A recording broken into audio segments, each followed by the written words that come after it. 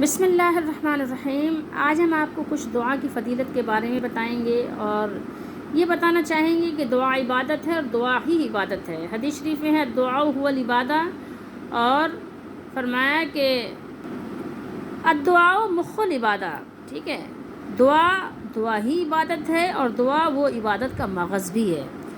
تو ہم آپ کو دعا کے بارے میں کچھ بتانا چاہیں گے کہ دعا ہمیں کس طرح کرنی چاہیے، اس عبادت کو ہمیں کیسے بجا لانا چاہیے۔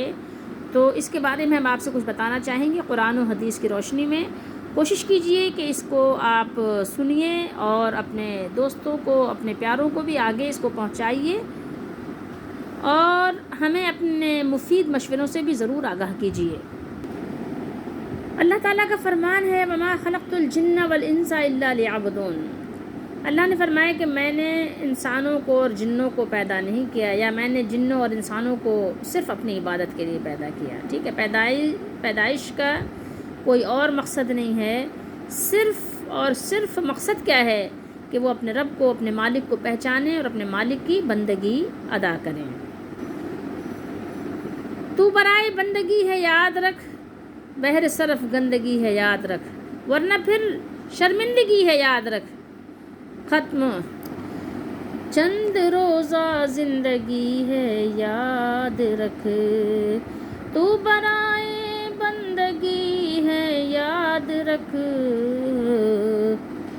بہر سر افگندگی ہے یاد رکھ، ورنہ پھر شرمندگی ہے یاد رکھ، اور چند روزہ زندگی ہے یاد رکھ۔